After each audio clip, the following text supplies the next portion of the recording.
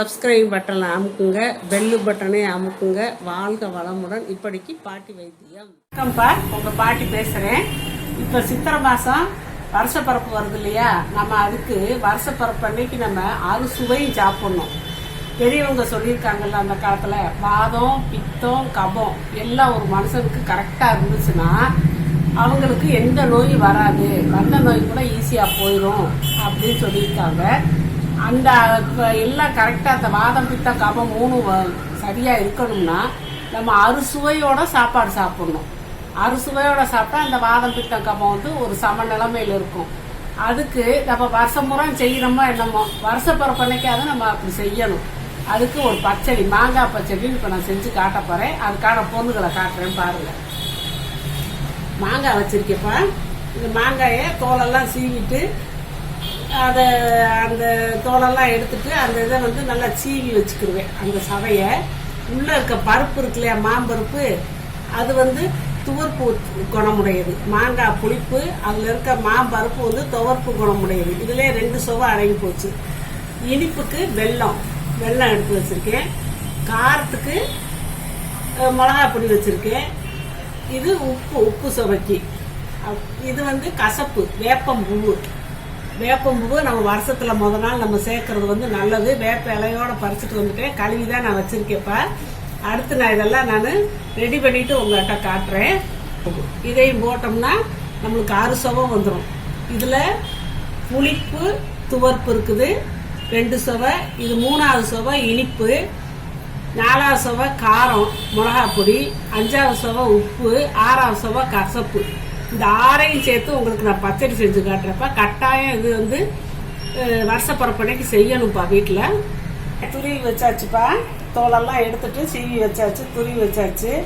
இது அதோட மாங்கொட்டை பருப்பு. நம்ம இவ்வளவு போட தேவையில்லை. துவர்ப்பு சேர்க்கணுங்கிறதுக்காக வேண்டி இந்த அளவுக்கு போட்டால் போதும். இந்த அளவுக்கு. இது வேப்பம்பூவை உருவி வச்சிருக்கேன், இவ்வளவு இருந்தால் போதும். இந்த 1 கப்பு மாங்காய்க்கு ஒரு 3/4 கப்பு வெல்லம், 1 ஸ்பூனு மிளகாய் பொடி, தேவையான அளவு உப்பு போட்டுக்கலாம்ப்பா.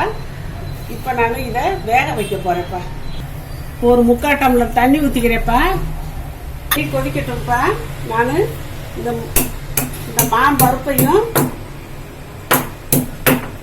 அந்த வேப்பம்பூவையும் இடித்து வச்சுக்கலாம்ப்பா.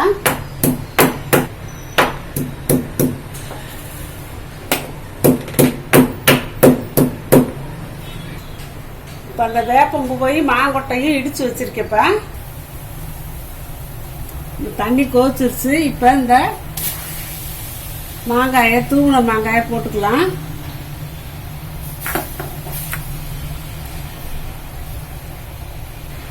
இந்த மாங்கொட்டையும் அந்த வேப்பம்பூவையும் உள்ள போட்டுக்கலாம்.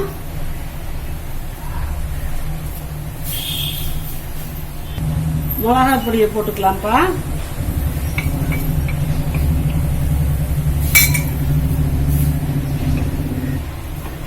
உப்பு தேவையான அளவு உப்பு போட்டுக்கலாம்ப்பா.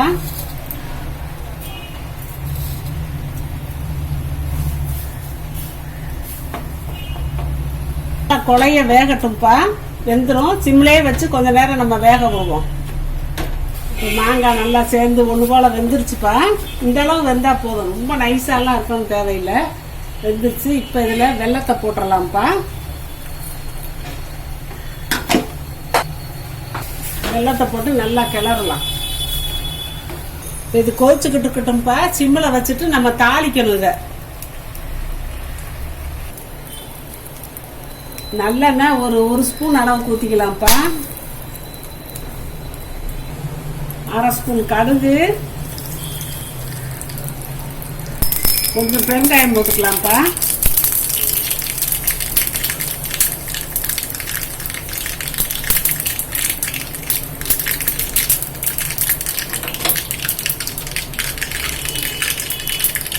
கடுகு வெடிச்சிருச்சு. இப்ப கருவேப்பிலை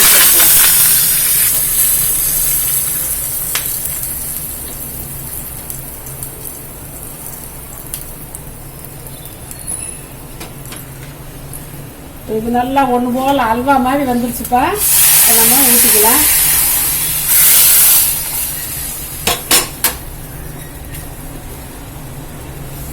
தேவைப்பட்டவங்க ஒரு 1/4 டீஸ்பூன் நெய் கூட ஊற்றிக்கலாம். நான் நெய்யெல்லாம் ஊற்றலை, வேணும்னா ஊற்றிக்கோங்கப்பா. இப்போ மாங்காய் பச்சடி ரெடி ஆயிடுச்சுப்பா. அறுசுவை நிறைஞ்சதுப்பா. நம்ம வருஷப்பரப்பன்னைக்கு இது நம்ம சாப்பிடணும், கட்டாயம் ஒவ்வொரு வீட்லையும் சாப்பிடணும். எல்லாருக்கும் தெரியும், செய்வாங்க. ஒவ்வொருத்தரும் இப்போ இருக்க சின்ன பசங்கள்லாம் இப்போ கல்யாணம் முடிச்சு படிச்சுக்கிட்டு இருந்த பசங்களுக்கு தெரியாதுல்ல. வெளிநாட்டில் இருப்பாங்க, வெளியூரில் இருப்பாங்க. அம்மா அப்பாவை மாமியார் மாமனார் விட்டுட்டு அவங்களுக்கு வெளிநாட்டில் வெளியூரில் இருக்கவங்களுக்குலாம் ஒரு யோசனையாலாம் நான் சொல்லி கொடுக்குறேன். கட்டாயம் நீங்கள் எங்கே பார்த்தாலும் உங்களுக்கு வேப்பம் பூ வந்து கடைகளில் கூட இப்போ அந்த சித்திரை 1ஆம் தேதி விற்பாங்கப்பா. உங்களுக்கு வேப்பம் பூ கிடைக்கல அப்படின்னா கூட வாங்கிக்கலாம். இல்லாட்டி நாட்டு மருந்து கடையில் வந்து வேப்பம் பூ காய வச்சிருப்பாங்க.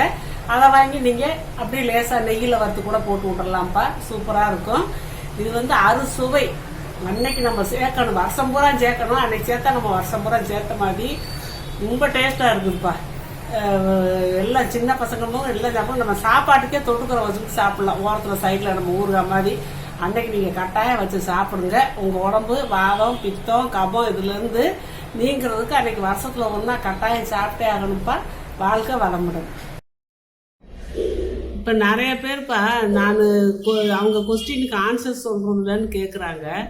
சொல்லிக்கிட்டு தான் இருக்கேன். நான் அதுக்குன்னு சொல்லி பார்வையாளர்கள் கேள்வி பதில் நான் போட்டிருக்கேன்.